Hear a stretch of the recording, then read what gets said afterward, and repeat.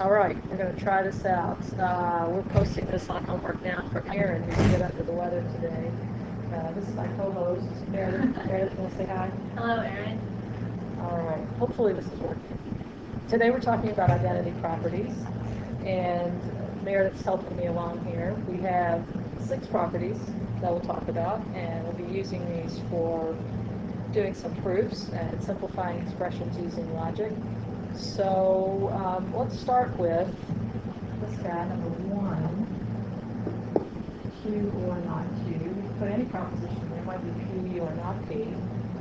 And Meredith is going to help me explain why Q or not Q is a tautology.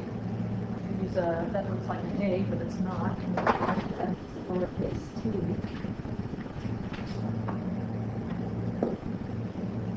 I'm getting ready to cough, so while I do that, Meredith's going to fill in.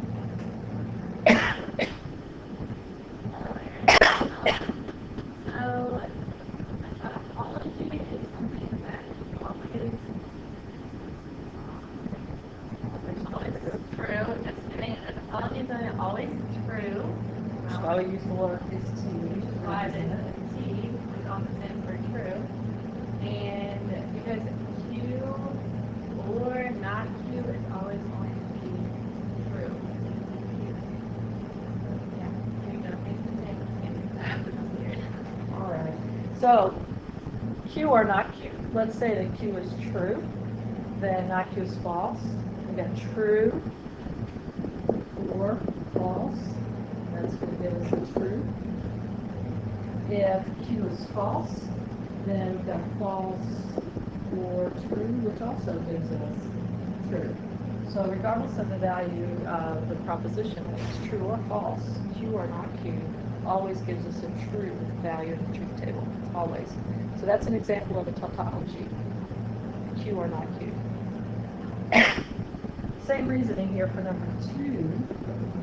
Similar reasoning, we've got Q and not Q. If Q is true, then not Q is false. We've got true and false, which is logically equivalent to false.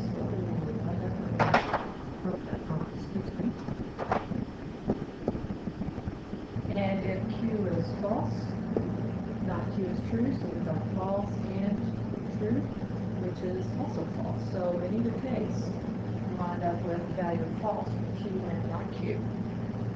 So that is an example of a contradiction. It's never true. To make a truth table for that, it's always going to be false.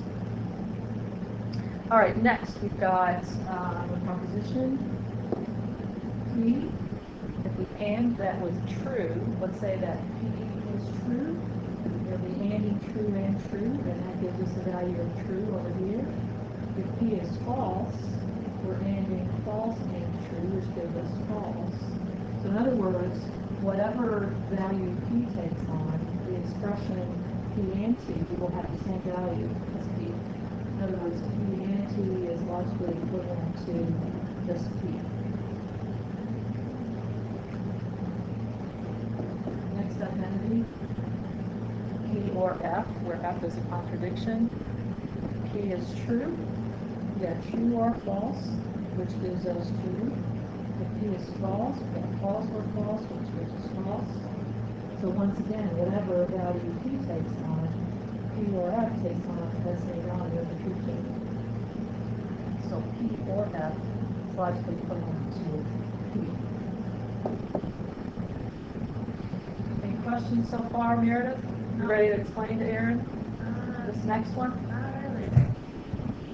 I'll bet you could do it. I'm going to let you try it here. One more. Because it'll record what you're writing. Okay. Well, let's just try this one. Okay, so since if P is true, if P is true, this is true, and this is going to be true, but this is the thing Q. Because if it's false, it can be false or true, which would be false. False or true? False or true.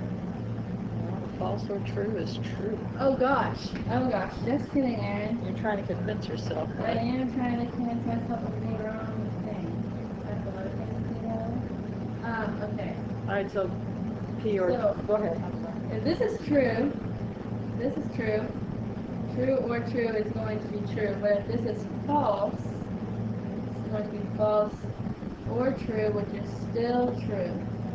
So, there you All go, right, Aaron. so that's an example of That is an example of a tautology. Yeah. tautology. There you go. For that error for you. All right, and the last one? Okay, number 6. Same principle as number 5. It's if P is true, true and false, which is false. Or if P is false, it can be false or false and false, and it's still going to be false.